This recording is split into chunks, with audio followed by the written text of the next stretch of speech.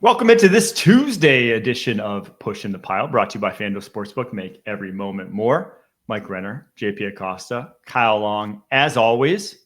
Kyle, we calling a game this week? Yeah, I was in Logan, Utah. Beautiful place. Utah State, San Jose State. Really good quarterbacking. This guy, Bryson Barnes from Utah State, is a lot of fun to watch. If you haven't watched him, check it out. But it was a blast. Chris Lewis was on play-by-play. It was my first time meeting him. That was that's the hardest part I've found about color commentary is like, you don't know these play-by-play guys, and you have to establish a friendship like you and I did, Mike, early and often, and we got to go to a diner a couple times. Shout out to Angie's Diner in Logan. But yeah, it was a good week, and then obviously in studio on Sunday. Was it a two-man booth? Because they dropped you in a three-man booth, and Yeah. three-man booth is like hard to begin with, and for your first time, Yes. that felt tough. So the three-man was great because it was my first time, and if there was stuff that if I didn't have anything at a certain point in time, All-Pro Patrick Peterson was right there on my left hip, and he could fill in the blanks on secondary receivers, things that he's seeing. The second game, it was like there's a lot of air to fill, and then you're trying to fight that. Is this a time that I should talk or not talk? And I guess I'll learn as I go, but it was a lot of fun, and hopefully if you listen at home, you got a couple laughs and maybe some football nuggets. Well, there should be a color job opening up after the season, so we'll see. We'll see how that goes. All right, let's get to Monday Night Football, where we'll start with the Tampa Bay Bucks at Detroit Lions. Bucks get rolled up. Detroit wins 24-9. They cover as 5.5-point favorites. The under hits there. And my number, it's 136. That's how many rushing yards Jahmyr Gibbs had. Fellas, I didn't realize I realized how dominant the Bucs run defense has been for a while, but that was the second most yards against this Bucs defense this decade. 136, it doesn't seem like that much, but this Bucs defense has been a house in the Vita Vea era there in Tampa Bay. But Jahmyr Gibbs and the Lions offense just ran roughshod over them. This game felt like a Dan Campbell and Brad Holmes statement game. Like all the stars on defense are out. You don't have anybody in your starting secondary from week one is gone due to suspension or injury, and you still hold one of the best offenses in the NFL to 9 points. They were dominant on both sides of the ball, and I actually thought it was a really good game plan by Kelvin Shepard on the defensive side of the ball and John Morton on the offensive side of the ball. Where the Lions really started to find some headway was getting Jahmyr Gibbs isolated in coverage against the Tampa Bay linebackers, whether it be swing passes, screens, or it be design targets for him. It's those type of plays that really help to attack the weakness of Tampa's defense. And he's a phenomenal player. His big touchdown run was awesome. Although when he hit the burners, it was clear like nobody was going to catch him. But on that play, Tate Ratledge, Penei Sewell, Khalif Raymond all whoop everybody's butt on that duo run. The double team of Ratledge and Sewell absolutely crushed the Tampa defensive line. And it was like I said, it was a statement game for Dan Campbell, for Brad Holmes. This was a Detroit Lions culture victory.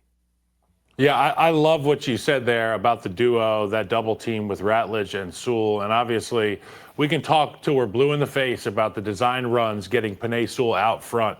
But when Penei Sewell has a buddy that he can work in tandem with that's an RAS all-star, you're going to be seeing a lot of belt to ass at the line of scrimmage. Excuse my French. I'm sorry. Here, you can just throw this in the swear jar. Sorry about that. That's how strongly I feel about Penei Sewell, Tate Ratledge, and this group up front. That's the culture of the Lions, and you see it permeating the entirety of the field. We got receivers going and finishing the pile, which is fantastic. We'll get more into that. But so many ways they can win. You talked about Jahmyr Gibbs, getaway, breakaway speed. It reminds me of Demps from Florida when I was a young man watching this guy Demps just run by everybody in the second, third levels of the defense. That's what we see from Jahmyr Gibbs. They can do it any number of ways. It starts up front, though. Was it Jeffrey Demps? Was that Jeff Demps? Yeah. He was like a sub 1,000 meter guy. He was like a legit. Oh yeah. Mm-hmm. After football season. Yes, that guy was special. But Jahmyr Gibbs maybe not that level, but that's what it looked like last night. I was gonna say this is the type of back if you're going to use a first rounder, in today's NFL, you want the guy that generates explosive plays. You know, I don't want to say that your Najee Harris's are a dime a dozen because he's still a very good back, but it's those guys don't change the calculus the way Jahmyr Gibbs does for opposing defenses. And I think that's going to be a big conversation, especially this upcoming spring where Jeremiah Love for Notre Dame is one of those kind of backs. And you're going to get that comp. That's probably going to be your most seen comp is Jahmyr Gibbs for him. I think somewhat rightfully so. They're very similar type of players, but you want the home run hitters.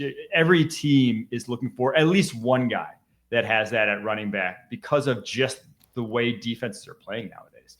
So for the Tampa Bay Bucks, crazy thing was, for as much as the Lions offense seemingly moved the ball that well, for as much as they were struggling and had that sequence where it was like the turnovers on back-to-back offensive plays, they were still very much in this game down the stretch. It was midway through the fourth quarter. It was 14-9. Like they had a chance at this, but Baker Mayfield, to me, maybe it was the injuries at wide receivers finally catching up. I don't know what, but he missed a lot of throws. And this was so far and away his worst game of the year. He was sailing that thing. He was sailing it. And I said during the game, Baker Mayfield's playing like he has the zoomies. It's like you have a dog who's just really amped up, really excited to go outside, and they just start flying. As soon as you open the door, that dog is out the door. Baker Mayfield had the zoomies yesterday. I don't know if it was because it's a big game, because like he was going to be missing a couple of receivers. He was way too amped up. Yep. And you could tell throughout the game that the Detroit defense was making him flustered. It was making him a little skittish in the pocket. I think that Kelvin Shepherd had a really good game plan when it came to man coverage, using Jack Campbell, who had an awesome day. Like there was a play where he's defending like a corner route against Rachaad White in the end zone, locks it up. And he also gets a sack on Baker Mayfield as a spy in this game. So I think they did a really good job of using that odd mirror defense where you have three linemen rushing and you have one like soft rush where you're just waiting for Baker Mayfield to escape the pocket. And then Jack Campbell did that really well. But this was a monster game for the no-name team in the secondary. I mean, Amik Robertson was playing phenomenal. I can't believe I forgot his name already. But they had guys in the secondary who they just signed off the practice squad, and they were making big plays in this game. So, again, it just comes down to the fact that they're able to get this every single year. It feels like every time the Lions get hurt, it feels like they have like three other guys who are willing to step in and do the job. Can we talk about how Jack Campbell got just yoked? I mean, he did not look like this at Iowa. That guy is massive now. And he's been awesome for them this year. Not everybody has a frame. Not everybody has a frame like Jack Campbell. So like he's a dude that like Brad Holmes takes a look at an athlete like this and sees the upside. And I think that's the important thing. When they show Brad Holmes at the end of the game, all the pieces that he's brought in that there are tools that they add to their toolbox, and they all friggin' work, and they all work really well.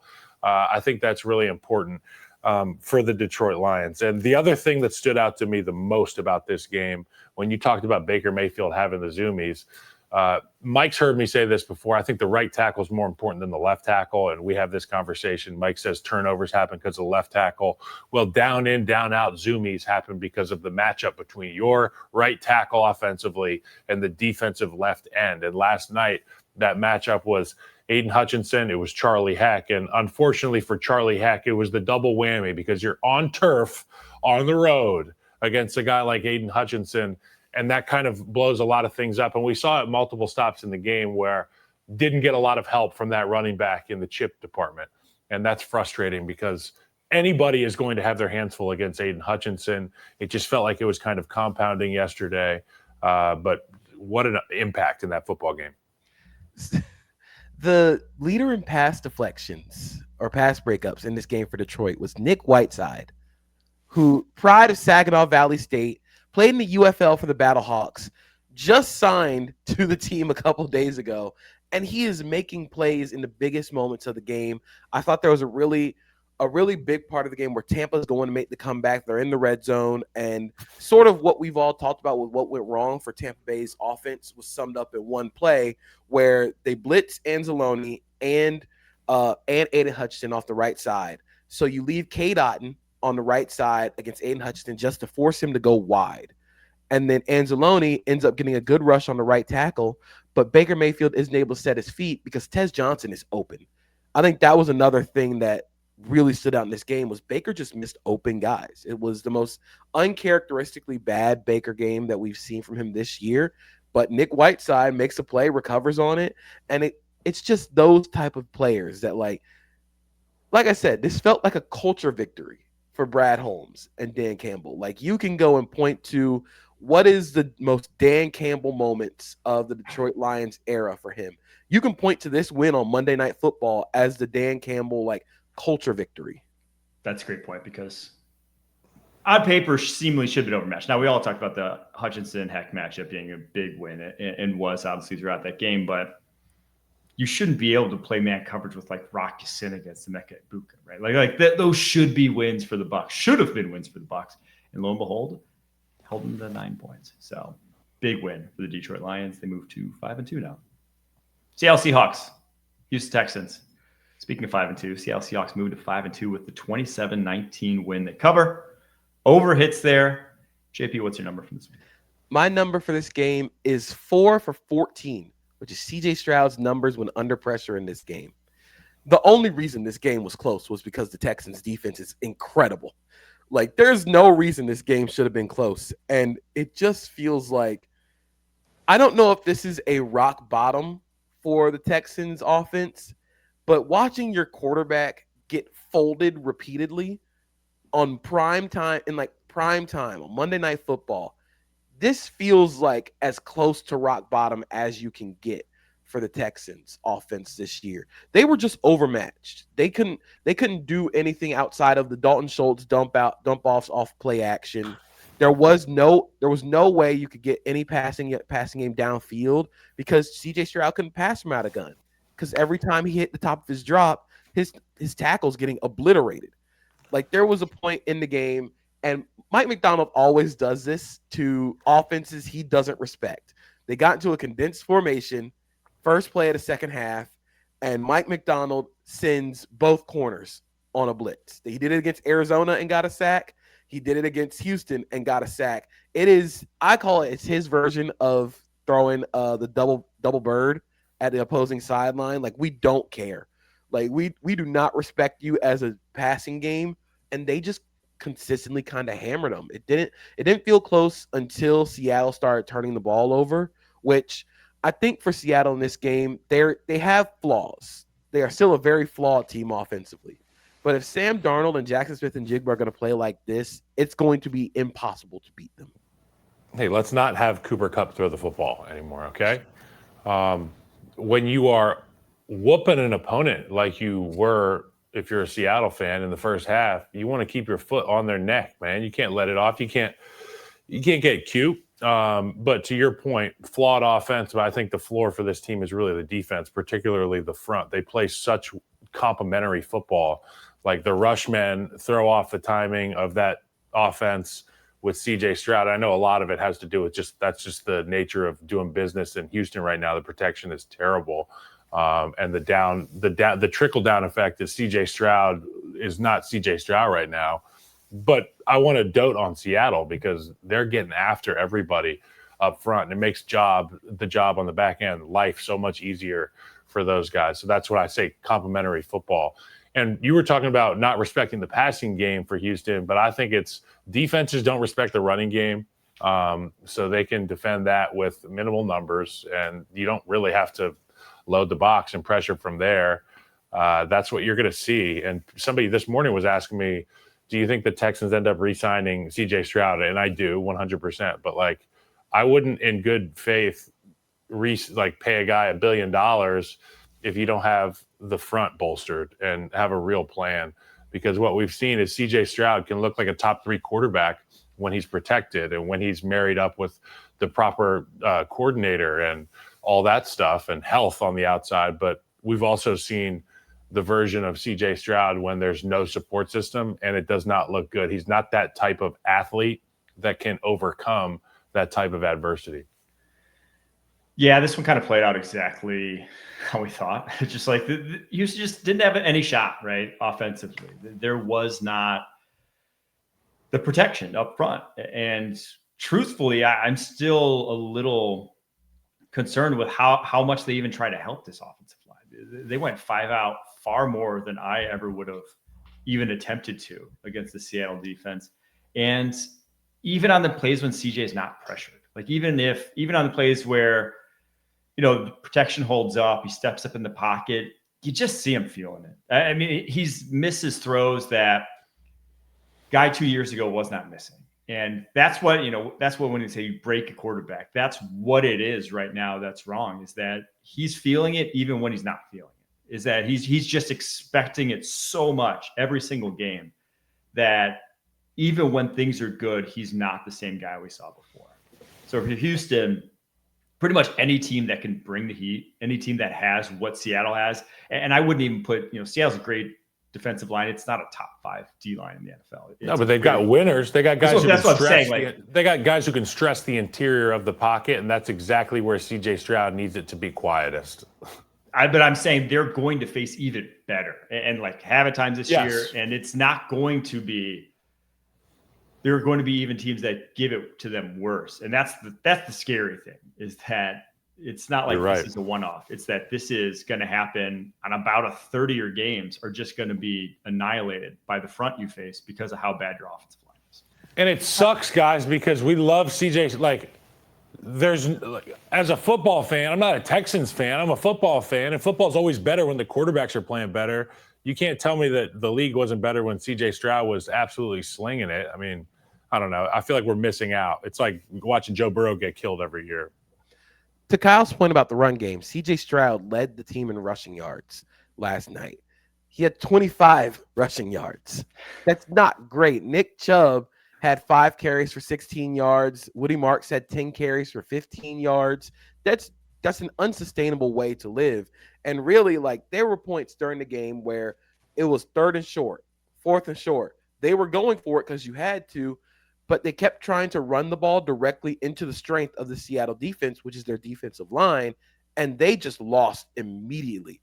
There was on the goal line, I believe it was they had 3rd and goal from the 1. They try and pass it, incomplete. Ty Okada, who had a sack later in the game, played really well. He gets a pass breakup. 4th and goal. They try and throw it again. Almost the exact same play. Or no, 4th and goal, they try and run it with Woody Marks. Doesn't get in. Then the left guard false starts. You got to move back. So 4th and goal again, and they have to try and go for it from further, and they don't get it. Then again, they try on 3rd and 1 and 4th and 1 to try and run the ball with almost the exact same play, and they move backwards in those scenarios. And that's a really telltale sign of your offensive line isn't sustainable for anything right now. If you can't move forward 3 feet, that, you're in a bad place offensively. Do we see this Texans team at 2-4 now? Do they have any chance of getting back into it? So their schedule going forward: 49ers at home, Broncos at home, Jags at home the next 3 weeks, then at Titans, home against the Bills, at the Colts, at the Chiefs. I mean, I don't want to count out this defense because we've seen in games this defense can keep you in a game. But we've already seen this team get manhandled by the Jaguars' defensive front. We have seen them lose games where pressure just immediately ruins the game. And when you think about Robert Saleh, you think about Vance Joseph, you think about the Buffalo Bills and their ability to win with power. And then you think about the Chiefs and Spags going up against this offensive line. It's really tough for me to say that they're going to get back in it, even though, like I said, this defense is awesome. They've played their butts off, and it might not matter because offense can't move the ball past the 50. Let's go to the flip side just real quick, because I am still in awe of Jack Smith and Jigba every time I flip on the tape. He now has, and after week 1, when he had 75% of the passing yards, I was like, I don't think they did enough outside of JSN. They really don't have a secondary weapon. It doesn't matter. The way they've built this offense and with how good he is, he has 46.3% of their passing yardage. That is insane. To put that in perspective, Jamar Chase at 41.8%. He's next best. There's only 5 guys in the entire NFL who are over a third. And JSN's at almost a half of the Seattle Seahawks passing yards.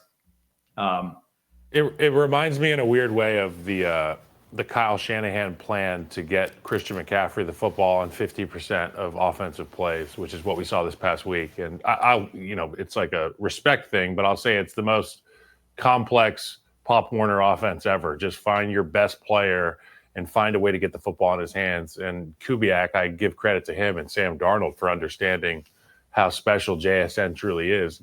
Get that dude the football. Did you see how easy he made that dunk? That was insane. That was extra impressive. I didn't expect that out of him. Yeah, we're at sea level, and he's elevating like that. For a guy that's not supposed to be like that great of an athlete, that was super cool. And I think that's the biggest thing that stands out about JSN is going into the draft cycle, going into that draft process. He's not a great like athlete or overwhelming athlete, but he is a professional like get opener. Like he's always going to be open. And you're seeing that come to fruition in like we say the game slows down for a lot of guys. You could say the game is slowing down for JSN at this point where like everything is so crisp. It's his ability to run routes without losing speed is one of the best in the NFL. His ability to constantly remain open, and Sam Darnold trusts him so much. That first touchdown he threw on the double post where Cooper Kupp is completely like clearing out the safety. Sam Darnold throws that with a defensive tackle in his face. And JSN is going up against Derek Stingley Jr., who, I mean, you could try Stingley, try Lassiter, who are both very good corners. Stingley was all pro, and JSN was kind of frying both of them. So the growth that we've seen from him this year, he has truly gotten into that elite, like top 10, top 5 category. Yeah, I think defense have to realize, hey, our best corner is not – if Derek Stingley is not guarding him, our best corner is not. We're going to have to double this guy. You just got to start giving him the treatment that guys like Jamar and Justin Jefferson get. It's just flat out, that's the level of football he's playing. Where's Waldo? Because I think, yes, he was not a great athlete from a pure speed perspective coming out, but he had a 3.93 short shuttle, which is 97th percentile, and a 6.573 cone, which is 96th percentile. He had elite change of direction numbers. And how do you get open in the NFL when you're a wide receiver? It's by changing directions. He does it better than anyone else right now in the NFL. All right, there's our Monday Night Football recap. Take a quick break. After that, our trench takes, JP's Playbook, and my draft report this week, wide receivers on tap right after this. You can always count on Sundays with the NFL on CBS and Paramount Plus. So even if you can't count on accurate expiration dates, that is a rookie mistake, or people appreciating your fashion sense, Jim, the crowd is not on board here. you can always count on Sundays with the NFL on CBS, streaming on Paramount Plus. Glad we wear our good jerseys. Yeah. All right, time for your trench take. It is Tuesday, so this segment is sponsored by Nationwide. Just like good alignment can protect the quarterback and open lanes for the run game, Nationwide offers great insurance and great financial services. Nationwide is on your side. Okay, a couple things for the trench take this week. One thing that has stood out to me this season is these skill guys are demons in the blocking game now. And I feel like, it's a copycat league, right? JP and Mike, everybody always says that. And what do the best offenses have in the league? Guys, teams like Sean McVay's Rams, Dan Campbell's Lions, they have skill guys who are willing to get their noses dirty. And more we've seen that the easiest way to earn respect as a receiver, let's take catches out of it, is to block your ass off. And not only that, block your ass off, not just in the open field, but at or around the line of scrimmage with all your buddies. Be right there with the, it's like a little cat going and jumping in to a fight with a bunch of lions. That's like the O-line, D-line of the Lions, and then boom, Amon-Ra St. Brown wants in there. He's going to get a little bit of a hamstring and shake until the thing drops. You know what? Last night we saw him out there on the right-hand side. It was the line to gain was right there within reach. I believe it was Gibbs with the football. And Amon-Ra St. Brown comes flying like a bat out of hell and strikes his own guy, runs his legs, finds a way to get his man across the first down marker. I think it's so impressive. I think it is something that's more prevalent, and it's definitely a requirement now to be on the football field. If you are a selfish receiver, if you are, I'm going to use the word soft, and I don't use the word soft very often, but if you are a guy that a coach deems to be soft, not a willing participant in the run game, you will not be on the football field. Unless you're a guy that's got godlike talent at catching the football, you will not be on the field. And I love that. I think it's great for our game. It speaks to the type of game, the teamwork that's required to have success in this league. And I just really love that. And I wanted to shout out our guy, Amon-Ra St. Brown, who I feel like weekly I do an Amon-Ra St. Brown shout out. I just love the way that guy plays. Colston Loveland, also your guy, Renner. He was in there at the line of scrimmage the other day getting gully. Okay, I love to see this. And he's learned from a good one, Darnell Wright, the Kung Fu Panda, as I call him. He's out there learning from the Kung Fu Panda, and you like to see that. He's getting gully at the line of scrimmage. Kyle, I told you, Kyle. Yeah, you were right. You were right, Mike. You were right. And the guy's got juice. Okay, the guy's got juice. Mike was right. I haven't panicked yet. I've only sent Mike a few late night texts saying, "Hey, what the hell, man?" The other thing that I want to talk about, I watched Andrew Thomas and Nick Bonito, and I got to go on NFL Today this past weekend, and Bill Cowher was really fired up about this matchup, and he was like, what do you see happening in this matchup? And I said, I think Andrew Thomas wears him out, honestly. And he was like, why do you say that? And I said, because Andrew Thomas has a very smart protection plan. And I'm not talking about getting schemed up with chips, because I think this guy, Andrew Thomas, has like the least amount of chips in the NFL. He's out there on Thomas Island more often than not. And the thing that stands out to me about his plan in protection is inside out, run them by. And if they want to go down your middle, fight the fight and show off your anchor. And he did that. He did a fantastic job. I knew that the game was going to be won or lost for Andrew Thomas at the top of the rush, not at the immediate snap of the football, because Andrew Thomas has the unique ability to get off the line of scrimmage. It negates that Nick Bonito, Frank Clark, Von Miller type get off, which gives most guys like myself who don't have that get off the ball quickly. I get anxiety thinking about it. But Andrew Thomas gets off the football, picks his spot, sits there. Guy wants to go outside, do it. So young offensive tackles. I know you want to be aggressive, and I know every offensive line coach in America says pass pro doesn't have to be passive. It doesn't have to be passive, but that doesn't mean go do something stupid and lunge and get out of your spot, okay? The best way to defend your home is to stay inside your home and keep the door locked. And when they come in your home, you greet them with a violence that they're not prepared for. Andrew Thomas does a fantastic job of that, and I think Nick Bonito found out that he's going to have to go around or through Andrew Thomas in order to win. Okay, go ahead, and then I'll read the end of it. Sorry. I think the Andrew Thomas point is really cool because he's such a technician at the position where, like you said, he sets his landmark and it's like, you're either going to go through me or around me. And he has a plan. I think Andrew Thomas said the other day when asked about his plan against Nick Bonito or against playing Bonito, he was like, that's a great guy, but like, I'm going to rely on my technique and the things that I know how to do. And I think that's so important for young tackles that, like, when all else fails, your plan, your technique is going to be able to like keep that margin close. So he's been like one of the best tackles in the league right now. I'd say protector of the year at this point. And it was really cool watching him go up against a guy like Bonito. I can't believe he's been this good because coming off of Liz Frank that he hasn't been healthy. Still dealing with week one. Like he still couldn't play week one. And for him to come in like when he has played, it's just been lights out. I mean, about as good as you can see across the NFL at the left tackle position right now. Okay, that was your Trench Take, sponsored by Nationwide. Nationwide is so much more than a great insurance company. They're one of America's largest financial services companies, too. Did you know that, guys? Okay, so for your insurance and financial needs, Nationwide is on your side. Nationwide Investment Services Corporation, member FINRA, Columbus, Ohio, and as always, OH. I want to circle back to the wide receiver blocking conversation for just one quick second, because hand up, was dead wrong about this. I was one of those guys when I was scouting wide receivers maybe 6-7 years ago who would say, I don't really care about how they run block. I want to see if they get open. I want to see how talented they are.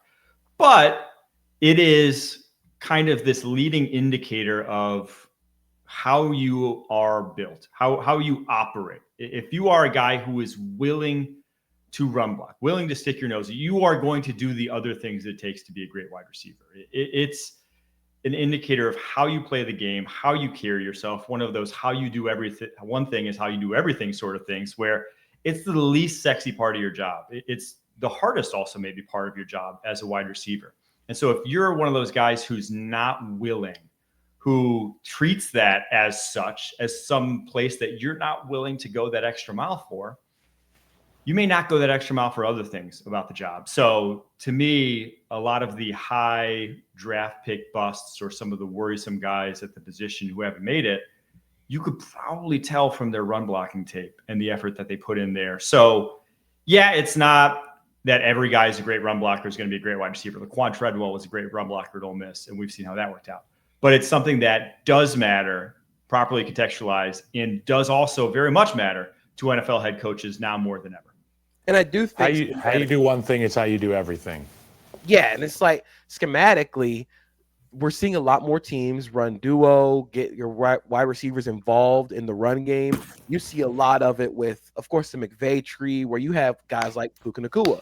Puka was doing all like the Robert Woods stuff before, like he was like incredible as a receiver, but being able to block gets you on the field, especially when you want to make so much money over the middle of the field in the NFL right now.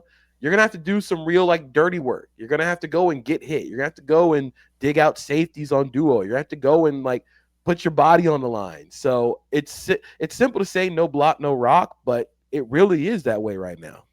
And not only, okay, so like getting a receiver to be on board with blocking is one thing from a physical standpoint.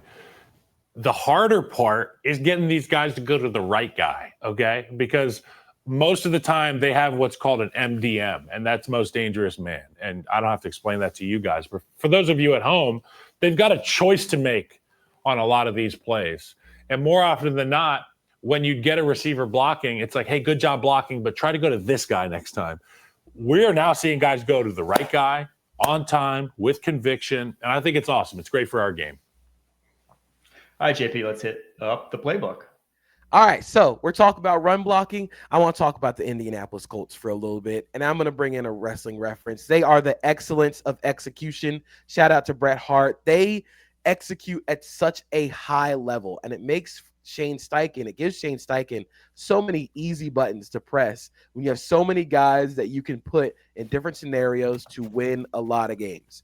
Jonathan Taylor's touchdown run here, I thought it was really cool because the most important people you're going to have on this field are the three best players on the field. Quentin Nelson lined up at left guard, Tyler Warren as an off-line H, and Jonathan Taylor lined up in the slot.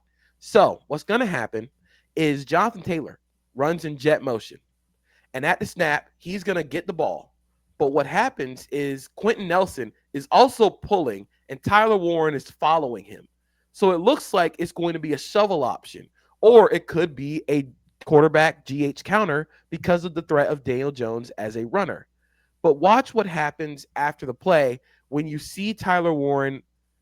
He's going to freeze. He's going to freeze this backside guy. It freezes this front side linebacker. You get a great block by Alec Pierce. And again, receivers who block will play a long time, will play a lot in the NFL.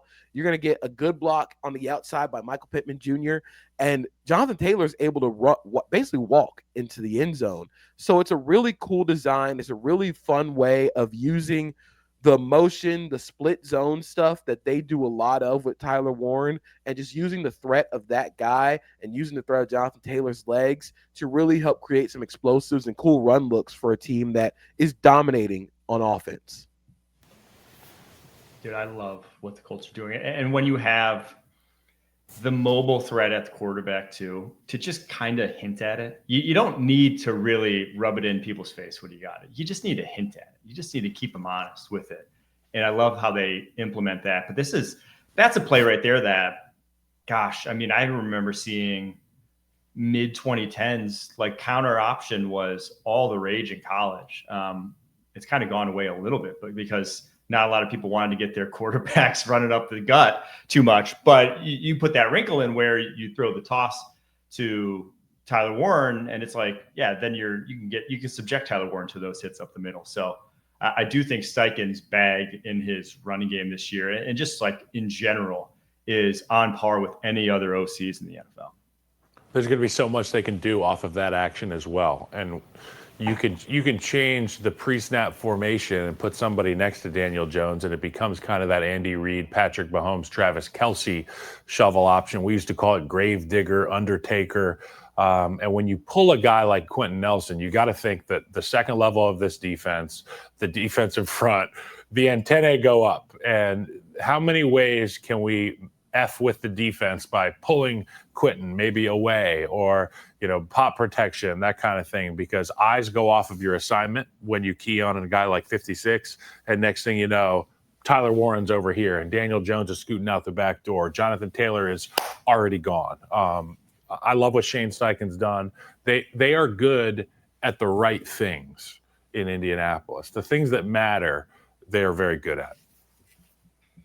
All right, so this next play, this is a real run the damn ball type of JP's playbook, which is incredible. But we're going to go to the comeback in Denver, and we're going to go to a play that I saw when they motioned them in. I was like, oh, they're going to score a touchdown on this one. So this is a masterclass by Sean Payton in gaining information and knowing what to do with it. So Tyler Beatty runs in motion, but to the other side of the formation.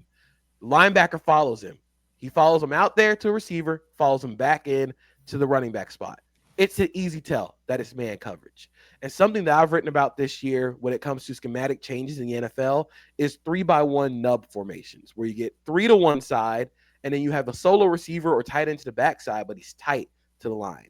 It forces you still have a lot of the gap scheme stuff that you want to run in your run game, but you can also force the defense to play the numbers game. Do you want to devote more numbers to that bubble screen side? The Chiefs do it all the time. They force you to ask the numbers question where you have to account for the backside screen or that RPO. You have to account for the pass option, and it opens up a lot of lanes for them in the run game.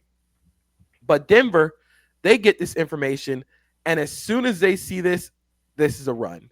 As soon as you see there's 4 DBs on one side of the field, and there's one corner to this backside here, that sounds like an advantage for Garrett Bowles and for this offensive line. If there's a little guy on the outside that you want to force corners to tackle, if you have a little guy on the backside, I think you're going to win that matchup. So they're going to pin pull.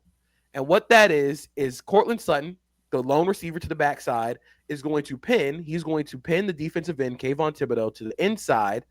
And Garrett Bowles is just going to loop right around him. You're going to get another pull by the center.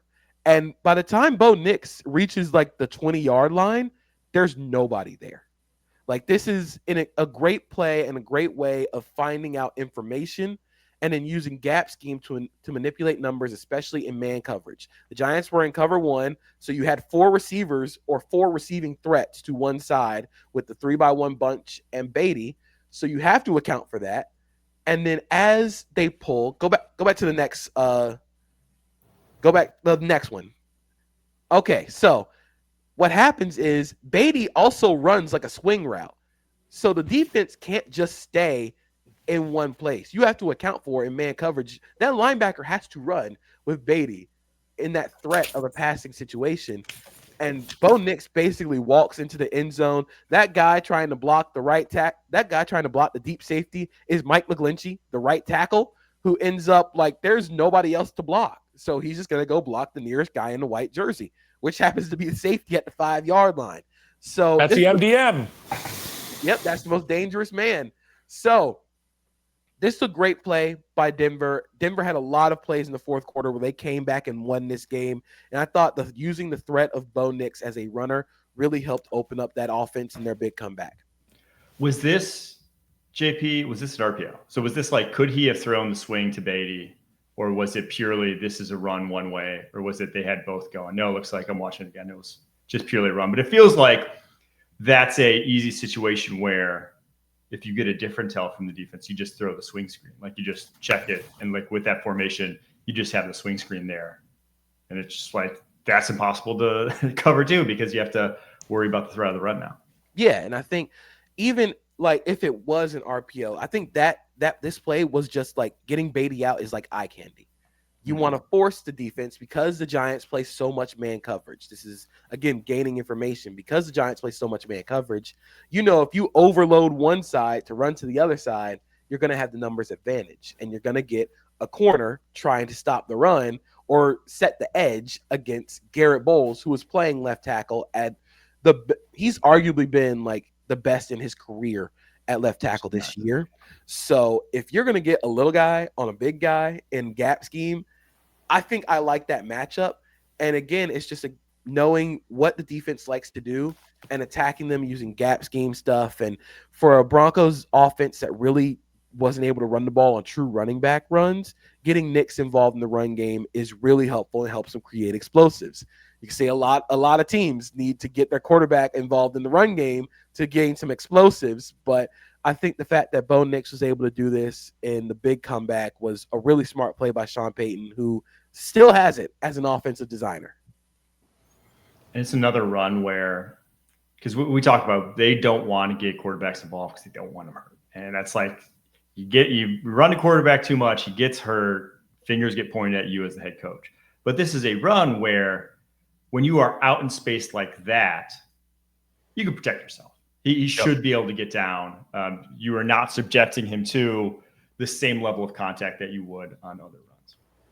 All right, good stuff, JP. Let's get to draft report. I said I would switch this over to draft because it's kind of that time of the year. Last week we did linebackers, very sick linebacker class. This week it's wide receivers. I know so many teams out there looking at the Tennessee Titans, one, but a number of others are desperately in need of a guy, someone, which is crazy to me because we've had so much influx of wide receiver talent, but I feel like it's like pooled to a lot of teams. Like there's some receiving cores that are outlandish and there's some that are just completely bereft of talent at this point. But it's a good class. I've got good news. There are some dudes in this class. Right now, there are 4 guys I would call first rounders, 2 I would call top 10 picks. They weren't necessarily considered that heading into the season, but I think Jordan Tyson from Arizona State, and he's 6'2", 190. And I hate making this comp, but you're going to see it. Jordan Tyson reminds me so much, just the way he moves, is Justin Jefferson. I don't know if you feel similarly to JP, but just like that shimmy shake ability at the top of his routes is just unique for a guy that size. His body control and grace as a route runner. And when the ball, specifically for me, it's when the ball is in the air. Like it reminds me of like a speed skater when you can get around corners. Like it's so cool watching him like work the sideline because he has that body control and the fluidity of movement to either make catches on the sideline or he can catch the ball and immediately get upfield for yards after the catch opportunities. So it's been awesome watching him play because he's the only guy on that offense in the passing game that they funnel this offense through. Yeah, he just gets pump targets, but he is like just and safe too. When you see a guy move like that, you're like, okay, that works. That works in the NFL. Next one I'd call a top 10 pick. And this is going to be the quietest top 10 pick at wide receiver, maybe ever, because he was a backup last year. He is not the number 1 wide receiver on his own team this year. But believe me when I tell you, Carnell Tate of Ohio State is an absolute dude. He is the next in line at Ohio State. And again, probably not as good as Jeremiah Smith. No one's as good as Jeremiah Smith. I don't know if he's going to be necessarily Meke Igbukwe at the next level, but he is a more prototypical number 1 wide receiver than even a Meke Igbukwe. 6'3", 195, long frame, incredible ball skills. He hasn't dropped a pass this year on 34 catchable opportunities. He's gone 10 of 11 in contested catches, according to PFF. He has 587 yards and 6 scores. He's averaging 17.3 yards per reception. He's a big play guy. He's got downfield speed, and he is just smooth as can be. And you know, if you went to Ohio State, they can run routes in their sleep. Carnell Tate, there's not a lot of holes to poke in his game, in my opinion, at this point. So, scouting Carnell Tate this offseason, I was a little underwhelmed. I was like, okay, I'm still waiting to kind of see it. And this year, he's just taken off. I think for me, it's the focus and the concentration has improved a lot. Like you said, hasn't dropped a pass. Those contested catch situations. He's matching his athleticism with the ball skills now. And like we say a lot, like the game is sort of slowed down for him. The game is slowed down for Carnell Tate, and it looks super cool. And like you said, it's going to be a quiet top 10 pick because his teammate is possibly like the biggest freak athlete we've seen at receiver since like Julio Jones. Yeah. But he is going to be such a cool receiver to evaluate and watch at the NFL level, because one thing that does translate is the ability to get open and catch the football. So if he's able to translate that way, the sky's the limit. Yeah, I think these two, just take them. Like you're one of those teams, the top of the draft, like the Browns, even like the Titans. It's just like you don't need to really think about it. They're going to be darn good NFL players. After that, that's like my tier 1. Tier 2 of this class, I have 2 guys. I'd call them both first rounders at this point. They are both what I'd say specialists, is I think the best way to put it. They have a role that they need to be playing. Carnell Tate, Jordan Tyson, you could put them anywhere. You could put them on the outside. You could put them in the slot. You could throw them screens. You could just like, they are complete well-rounded wide receivers. These guys are a little less well-rounded, but in the role, they're elite. They're awesome at the role they play. The first one I'll go with Mekhi Lemon, the first one. USC wide receiver, second in the nation in receiving yards right now. Kind of just got shut down by Notre Dame, but we don't have to talk about that. It was awesome. Still kind of got shut down. He still had 4 catches for 76 yards. So that's kind of getting shut down by Notre Dame. So there's a mold of wide receiver like Puka Nacua, Emeka Egbuka, that we've talked about, where it's like they kind of just do a lot of things really well. They're not elite separators. They're not elite athletes. They're just like good across the board. And those guys are winning at the NFL level a lot. That's how I feel about Mekhi Lemon. Now, the one thing is he's like 5'10", 195. Those other guys that are good across the board are like 6', 6'1", 200 plus. So he's a little smaller than the rest of those guys, a little smaller catch radius. But as a slot receiver, he does all the little things. He doesn't drop passes. He is going to block his butt off. He's going to be in the right spot. He's going to get rapport early on in his career. He's just like very good. He just isn't a high-end athlete. That's like and has high-end sort of size catch radius. That's really all you can say about him. But someone's going to draft him and he's going to play for a decade plus in the league. He's probably going to go for 1,000 yards more often than not in those years.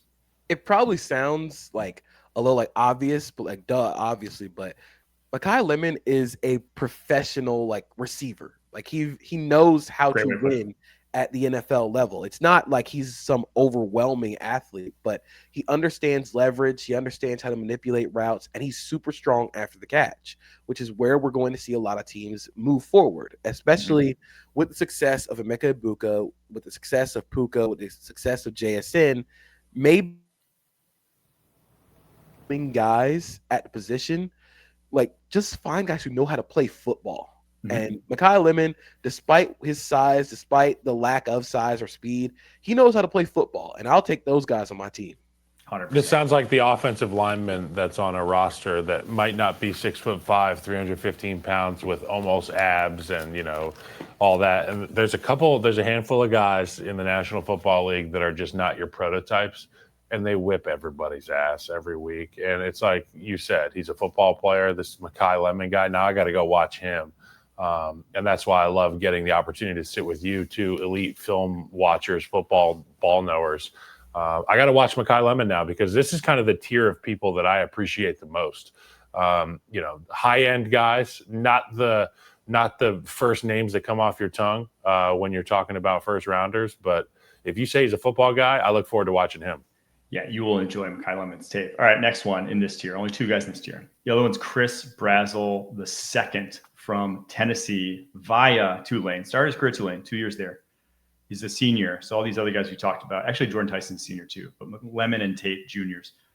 Brazzell, though, is a different cat entirely. Opposite end of the spectrum from Lemon.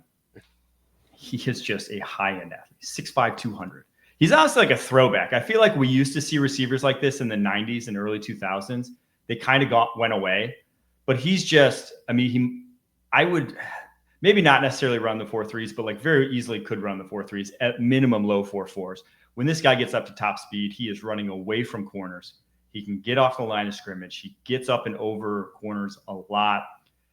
I just think this guy has that unique deep threat ability that so many teams around the NFL are looking for. I want him to be a Patriot so bad, given where their needs are, given how Drake May is slinging it down the football field. But the more I watch this guy, the more I'm just like, this is what you want, pretty much all you want in a deep threat at the NFL level. You think of big, tall, fast, like that's Chris Brazzell. That is, when I was watching him, I'm like, dude, this guy's real skinny. I'm a little worried about him like facing like press coverage, him getting off of a lot of physicality. But when you're fast and you are tall and you can catch, like a lot of that stuff will translate. It's sort of similar, and I'm not saying they're going to be the same player, but it's sort of similar to how we talk about like Martavis Bryant. Mm-hmm. When he was in the NFL, where it's like, I don't know if like he's going to run routes over the middle, but as long as he's faster than everybody else and taller than everybody else and can catch the ball, just have him run routes on the XY axis. Just have him run like curl routes, go routes, post routes. All that other stuff won't matter right now as long as you have like a guy who's a very, very good specialist. Yeah, I've been thinking of him as like a better, maybe a little bit more well-rounded version of Christian Watson. Or like Watson, you're just getting a deep threat. And here's the thing on that, that's a deep threat guy. It's like he's terrifying. You run a risk going man coverage against that guy on the go ball every single time he's out there, that it could go to the house. That's how I feel about Brazzell. It's just like, hey, you're running a risk with this guy. And I think it's not a little bit, quite a bit better ball skills than even Christian Watson had. And it's just a little smoother athlete as an all-around route runner than Watson was. And Watson went top of the second with that skill set. That's why I say Brazzell with that speed, with that size, I expect him to be a first round when it's all said and done. But you definitely got to go to the right spot, like you said, Mike, yes. Because so many of these offensive line units require coordinators to run 3-step drops. There's not a lot of 5-step, 7-step timing, heavy play action. But a guy like Drake May, even when his O-line is wrong, he's made it right. So I would see a guy like that pairing well. Yeah, that's why these guys are like tier 2. You have to put them in that role. You can't just say, I need a wide receiver, let me draft them. No, you need a specific role for these guys, but in that, they'll be darn good football players. All right, tier 3. This is once we get to like the top of the second round. These guys I like a lot. All different types of molds here, but all like have something about their game that's not like ideal as of yet. Denzel Boston from Washington, big-bodied wide receiver, kind of like a poor man's Mike Evans, just in terms of like his game. Obviously, he's not as big. He's 6'4", 209. Part of the reason Mike Evans, because he's like 235. Guy's like a glorified tight end out there. But he is that type of wide receiver where he's going to win more often than not the catch point. He's going to be able to sneakily get by you and stack you on the outside. Maybe he's not a full-on possession wide receiver, but definitely a guy that can win against NFL corners with his size. Jacoby Lane in a similar mold out of USC. Younger, he's only a junior. Boston's a senior. But he's got just – I watch him and I'm like, man, guys that move like him more often than not, like they're on an NBA hardwood. Like they don't play football anymore. Like those guys are all going to play basketball because that's a skill set that wins. You see him at 6'4", get off the line of scrimmage just so easily. He had a release against Notre Dame on the goal line on a slant that I have not – can't say I've seen before for a player his size. He did, and he stepped, he's on the left side. He steps with his right foot to the outside of the wide receiver and spins back on a slant, basically like posting up and then releasing back inside for a slant route. And Wait, I saw this. Was this last week? Yeah, this was on Saturday. Yeah. I saw this. That was freakish. That was a cool move. Yes, that's one of those things where it's like, whew, man, there's not a lot of guys that can just do that as easily as he did. It was like Jahmyr Gibbs spinning out of the A gap last night. It was like it looked out of place. Like he spun 2 gaps to the right. I saw the move. I know what you're talking about. The freak athletes the freak athletes make the you don't teach that to receivers. You only do that if you are a freak athlete. Some high school receiver is going to see what he did and try it and get benched forever. And he would not be playing on the field. 100%. He's got different movement skills. He's a little rougher around the edges than some of these other guys. He's not like a polished route runner by any means, but like you do that, you'll be able to play in the league if you want.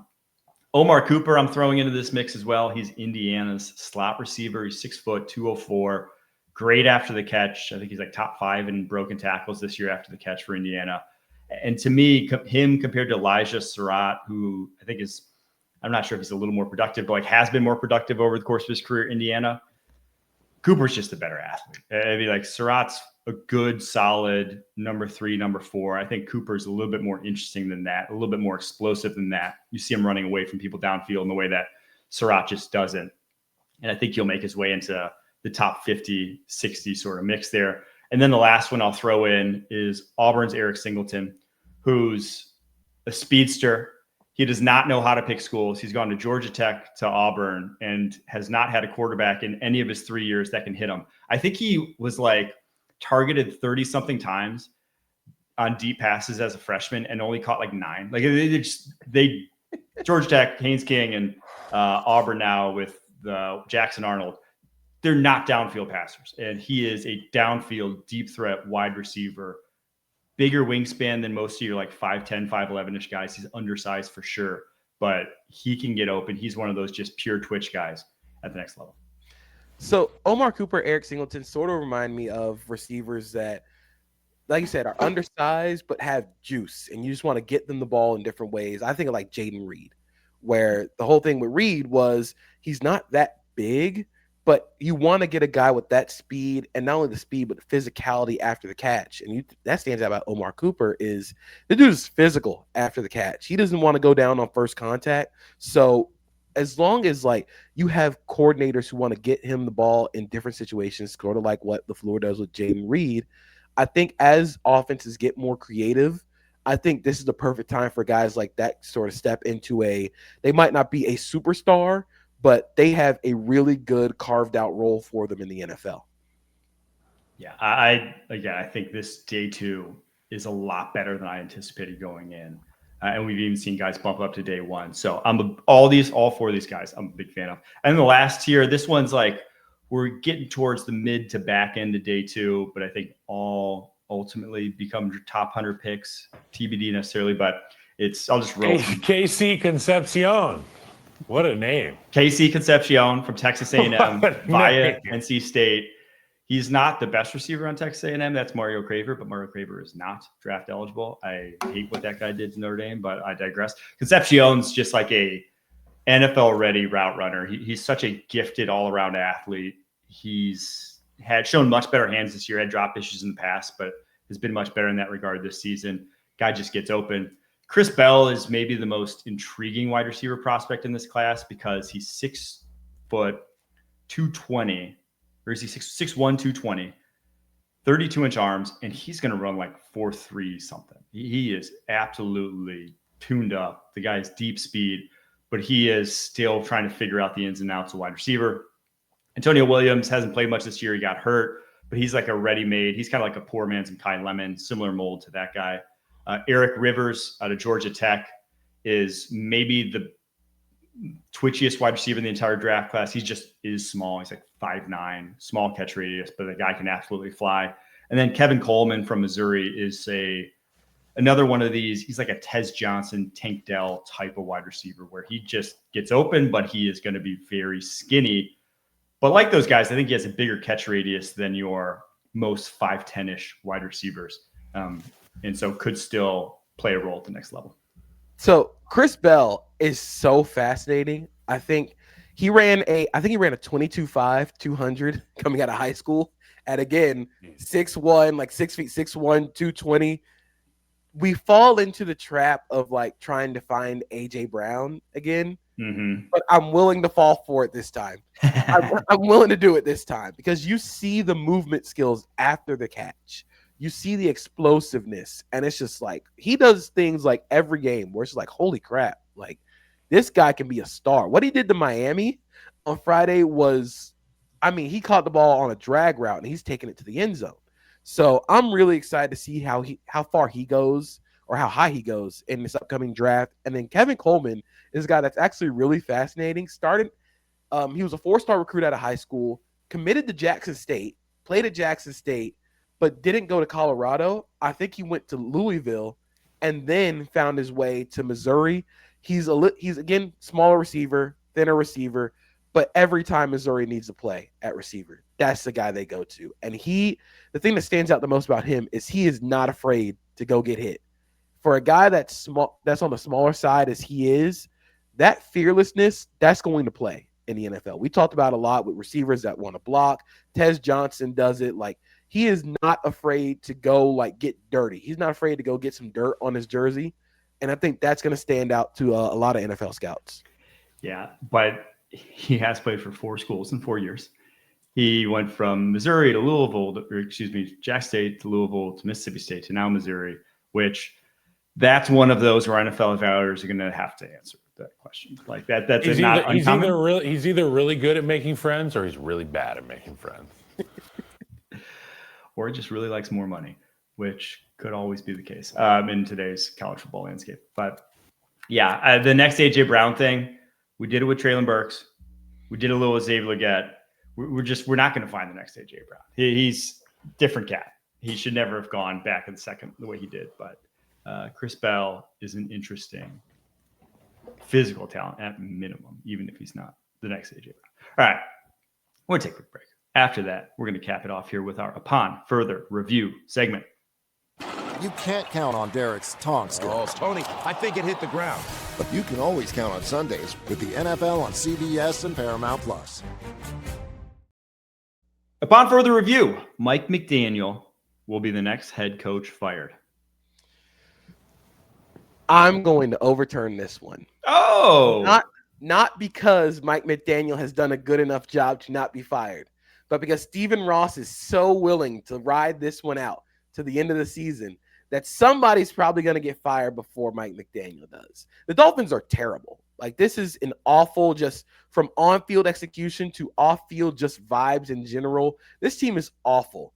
And so I think that Mike McDaniel's not going to last after this season, but I don't know if he's going to be an in-season firing just because Stephen Ross sort of just he doesn't want to get involved. Or when he does get involved, he wanted to make this regime the last regime he actually tries to get involved for. So now he's like, hands up, I'm not going to do anything. So I think it'll end up being an after the season firing. The ruling on the field stands. If not Mike McDaniel, then who? I mean, you can't fire Aaron Glenn because Justin Fields hasn't been an accurate representation of what an NFL quarterback is, and Aaron Glenn has pelts on the wall as a player, a lot of respect as a coach. Mike McDaniel has failed every single test in terms of the way his leadership, every test of leadership that I have seen Mike McDaniel have an opportunity to answer the bell on, he has failed. I mean, your guy Quinn Ewers comes in the game. It's the first time this guy comes in the game, and Tua has been benched because he threw 10 interceptions and 10 interceptions in 3 games, something like that. You get this Quinn Ewers cat comes in the game, comes off the field for the first time. Your only job as a coach is to have a little check-in with him, okay? You can't even do that. It feels like something is so wrong in Miami, and obviously it starts with ownership. General manager has been a real issue there. Quarterback seemingly outspoken in the media. There's so much at play. I'm going to say the ruling on the field stands. I don't know who else you fire before him. And I understand your point about Stephen Ross wanting to wait till the end of the season. I was a part of a lot of those locker rooms, but it's almost like you're seeing a ghost as your head coach when you're in the locker room knowing that he's going to be fired. Dead man walking is how we used to explain it. And that's what it feels like in Miami. I'm going to say stands as well. I'm not going to confirm it because of all the points you brought up, JP, but I'm just looking around. I'm like, who else goes then? You know, who would be next if it's not him? I think it's Pete Carroll. I I think it's Pete Carroll. Just from the expectations of the Raiders going into this season to only running 30 plays in an actual like televised football game in 2025. I don't know, man. It's looking grim for Unc out there. Whew, that would be tough. And you know what it is? It is Vegas. We've seen weirder things happen. So like anything could happen. But again, a guy with pelts on the wall. And that's my thing. Like he's a tenured coach, but how long can this like it's not that they're just like bad. They are boring and bad. And they are bad. You have to choose. You can be boring and good or exciting and bad. You can't be boring and bad. That's how people get tired. I just hope Max Crosby's okay. That's it. Let's hope Max Crosby, Brock Bowers, and Ashton Junty have like fun times the rest of the season. Here's the thing. When you have the NFL reporter conglomerate, Ian Rappaport, the such, saying there are no moves at head coach at this time. Like you're already on the watch of like he's going to be. You're going to be tweeting that out after every Dolphins loss at this point. When you're already at that point, I don't think it bodes well for his future there. All right, next one. The McDaniel memes are out of control on the internet. Next one here. The Chiefs will represent the AFC in the Super Bowl. Confirmed. The ruling on the field is confirmed. I feel like we don't even need to explain it. Thanos has his Infinity Stones. The world is once again in pain. The team in red is back and everybody else is dead. Patrick Mahomes is him. Andy Reid is him. Matt Nagy seems to be like in lockstep with his quarterback. I feel like this group is special offensively. I had questions about the defense. The sack numbers aren't gaudy. They're winning in a traditional Spags way, which is like rally to the football, tackle well, don't let them run, snuff out anything before it can start, and we should be able to win because we've got Patrick Mahomes and his cast of misfit toys on offense, which are just so incredible to watch. I said it on the show Monday. The Death Star is fully operational, and they're going to blow up Alderaan again. The defense.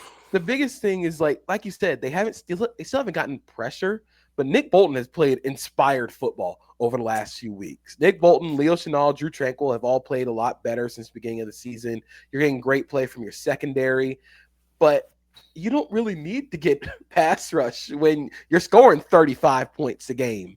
Like this team, this offense is fully back, and the thing that they've done so well is with Rashee Rice, you now can sort of blend your like RPO West Coasty 11 personnel and 10 personnel with the 12 and 13 personnel that they showed off against the Raiders, where they want to get under center and attack downfield using play action.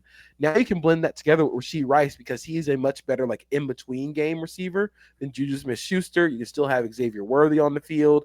There's so many questions you have to answer with this Kansas City offense. And yeah, Patrick Mahomes is still Patrick Mahomes. So again, like, the Death Star is back. I'll let it stand. Everyone else stinks. It's not that they're any better. Everyone stinks in the AFC. Our only hope at this point is the Bills figuring out what they're doing on defense and the Colts somehow. Help us, Indiana Jones. I honestly think it's You're our only hope.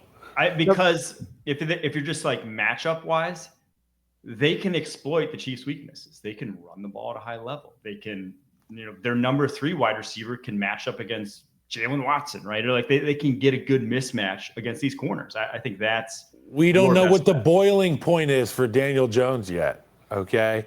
And we know that there exists no boiling point for Patrick Mahomes.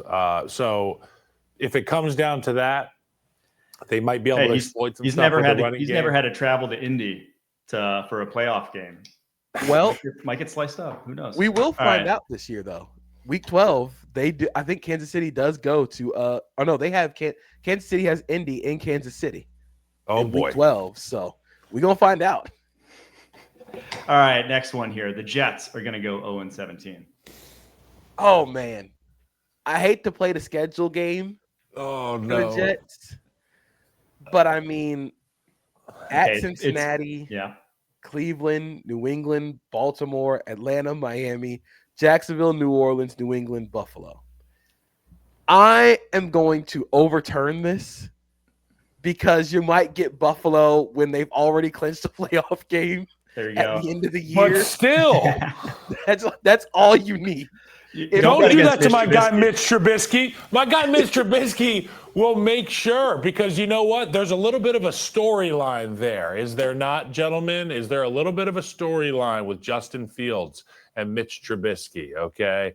Just, as a former Bear and somebody who is always, privy to these what are they, soap operas at the quarterback position, Mitch Trubisky never forget. Pepperidge Farm remembers, okay? 0-17, confirmed. I'm overturning it. They're going to sneak one. They're just better now because Tyrod Taylor's in a quarterback. So I think they sneak one either when they get the Dolphins at home or, like you said, Fields will be back in there. They play the Browns at home. They have the Dolphins at home. You go and play New Orleans. There are opportunities to pick up a win here. If you go 0-17 playing the Browns, Saints, Dolphins, and then whatever, not even thinking about the Bills, week 18. The Patriots are 5-2 right now. That week 17 game could be nothing to them.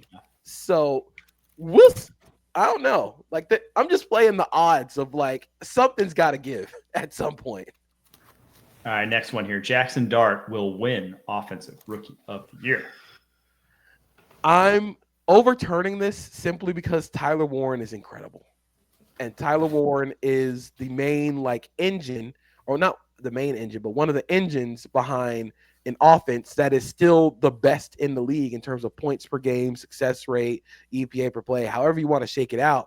And he also is on pace with Brock Bowers' rookie year in terms of receiving yards and reception. Jeez. I get Jackson Dart is fun. It is very fun right now.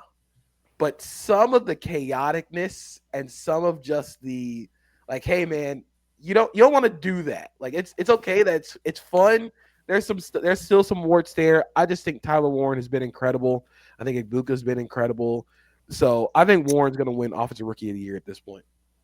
Jackson Dart kind of reminds me of if Johnny Manziel showed up to the facility on time and like that level of fun at the quarterback position. Is it sustainable? I don't know, but keep the music bumping, dude. This is lit, okay? It's so lit. I would argue Emeka Egbuka. Now, I know Tyler Warren is fantastic and he's having a magical season in Indianapolis, but I just think about in context what Emeka Egbuka has been able to do and the way that he's lifted up that offense with the absence of Mike Evans, and now Mike Evans back back on the sideline. So Ibuka's going to have to continue to step up. They're going to have to keep going to him. His numbers ain't going to dwindle. He's still a dude. So I would say the ruling on the field has been overturned, either Tyler Warren or Emeka Egbuka. Yeah, I am overturning it because I guess it is will win. And I'm just going to go on my same thing again, that quarterbacks don't deserve deference. It is not a value award. They don't deserve any deference. When you have a guy who is undoubtedly at worst a top 10 player at his position, Tyler Warren, closer to a top 5 player at his position, maybe even a top 3 player at his position right now, that guy should win the award. If you step in the NFL and that's what you are, that guy should win the award, not the guy who's having a fun rookie season just because he plays quarterback, who, if you were ranking the quarterbacks in the NFL, you would be dishonest to say he's anything above 16. And that's giving him a lot of leeway. So to me, it's my another way of saying that, but it's again, Will Campbell plays in New York. He's going to be talked about every single time.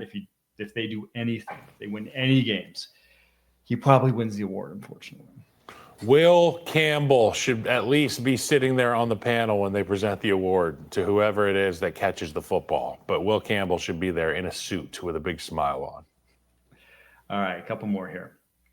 Dallas Cowboys will be your NFC East champs. Oh, baby. Getting a little spicy. Man, I'm going to temporarily overturn this, but I'm willing to go to commercial break before I do.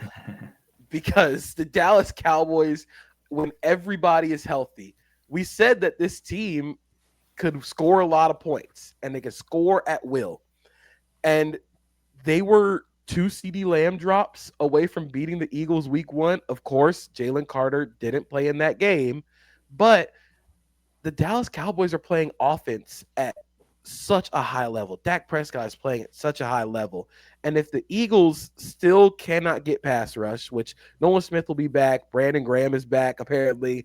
If you can get pass rush, maybe this changes. But you're still going to have to play Keely Ringo or Adoree Jackson or Jacorian Bennett at corner still. So that doesn't line up with where Dallas has become stronger and always been strong. So I'm willing to go to commercial break on this one. I'll say this. Dallas can score in any weather, and I'm not talking about rain or shine. I'm talking about any style of football game. George Pickens will make a play. Dak Prescott will stand in and make a throw. They have the ability to do that. Their offensive line's floor is high enough to be able to run the football and throw the football. I have concerns about the Philadelphia Eagles' ability to have success in any weather, as it were. And for the Washington Commanders, clearly health an issue, and I'm not sure if it's quite the same magic they had last year in that building. So I will say, as it stands, I'll let it stand on the Dallas Cowboys. They're so much fun to watch, and Dak Prescott. Rarely do I say people deserve it. Dak Prescott deserves it. I'm going to say overturned. The Eagles are just the Eagles. They'll figure it out. They're too good not to figure it out. At least enough to win this division. And the Cowboys defense is kind of the Cowboys defense. So It's pretty bad. They lost to my dad just FaceTimed me. I want to FaceTime him and ask him if he thinks the Cowboys are going to win the division. Do you guys mind? Let's do it. Okay, hold on. Let me see if I can get this. You guys can hear the mic, right? Yeah. Okay. Hey, Dad. Dad. You're on the podcast really quick. I'll call you afterwards, but I have a question for you. Can the Dallas Cowboys? Boxers. I wear boxers. You wear boxers. Can the Dallas Cowboys win the NFC East? Will they win the NFC? If the defense can hold opponents to 25 points, yes. There you have it. I think that sounds I'll like talk to you no, later. Then. I love you. Okay, well, like I said, you're going to have to rely on that offense, and you're going to need that. And when they get healthier, they're going to be able to score points. It all comes down to who's got the ball last, I feel like, in these situations. All right, last one. Oh, sorry, JP. I do think for Dallas, if you can just get splash plays defensively, you want to basically be last year's Commanders. If you can just get the Deron Bland interception, if you can get a Trayvon Diggs interception when he's healthy, if you can just create havoc, which is something that Matt Eberflus doesn't really do schemed up. He doesn't scheme up havoc. It is guys just got to go make plays. It would have been really nice to have a guy that makes plays on the defensive line, but if the Cowboys do win the NFC East without Micah Parsons, Jerry Jones is going to show his ass on national television. It is hilarious because, I feel like if they had Micah Parsons this year, they're just the same team that was the 2 seed 2 years ago. Like that feels like that's just who they would have been. They would have been that team, and now that team got boat race in the playoffs, and they were obviously flawed defensively still because they relied on Micah Parsons for so much. But they honestly probably would have been. All right, last one. Drake May is a top 5 quarterback in the NFL. Ooh. Among players that are playing right now, I'll say yeah. I'll stay. Basically, with Joe Burrow and Lamar out. With Joe Burrow and Lamar Jackson both not playing, okay. Like somebody's got to take up spots like 4 and 5. Like somebody's got to go take the spot. So I think Drake May is playing at that level right now. Again, it is due to the fact that Drake May is top 10, top 5 in EPA per play and success rate, while throwing contested catches to Mac Hollins, while throwing hole shots to Kayshon Boutte. Like, this is not a team that is full of like impressive, like overwhelming talent at the receiver spot or tight end spot. Drake May is throwing them open. So I think when you have that and you're also one of the better runners on the team, I'd say, yeah, I think he's top 5 right now. He's got 300 yards plus 300 plus yards to 3 different receivers right now. Like you're saying, he can dish it around. He can distribute the wealth. Even Stephon Diggs is like 300 yards at this point. So I love Drake May. I think the physical gifts are not to be understated when you're talking about a quarterback and their ability to extend plays, his ability to throw the deep ball, and the intangibles. He just seems like a guy that is never too high, never too low. He keeps it loose. He seems fun. And I know for a fact that guys respond well to that. But as far as this top 5 thing goes, why not throw him in there, especially with Lamar and Joe out? Yeah, I think that with Lamar and Joe out, I feel, yes. Even if you just take Joe out and like Lamar's come back, even if it's like, hey, for the rest of the season, I still think, yeah, man, it's just hard to argue with what he's got right now and the ability to like really be a threat as a runner to and generate big plays with his legs. Yeah, I'd take him. I just think he's got, like you said, different level of playmaking than even if I'm comparing him to Justin Herbert. And Justin Herbert's elite and like a robot himself. I think May has a looser, more conducive play style to generating big plays in a way that Herbert just has to be a little bit more robotic and perfect to generate those big plays. He's not a true creator at the position in the way that May can be. And that's, I think, what it takes. And why I'd break that tie in May's way right now. He's just playing inspired football.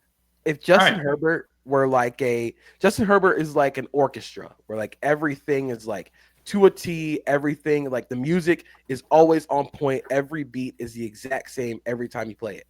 Drake May's got a little bit of freelance like jazz to him. He's gonna ad lib a little bit. He's gonna create a little bit. Now that's not saying like we could compare like going to music like Jackson Dart in this case is a rock band. There's nothing going on. There's no the guitar solo. He's just an EDM show. He's just like pressing a bunch of buttons and lights. Pressing buttons, funky lights. There's lasers going off. Like nobody knows what's happening, but it seems fun. But Drake May is like the freelance jazz. Yeah, there's music. He's gonna play by that script. But when the time comes to ad lib, like it's go time, and he's able to do that.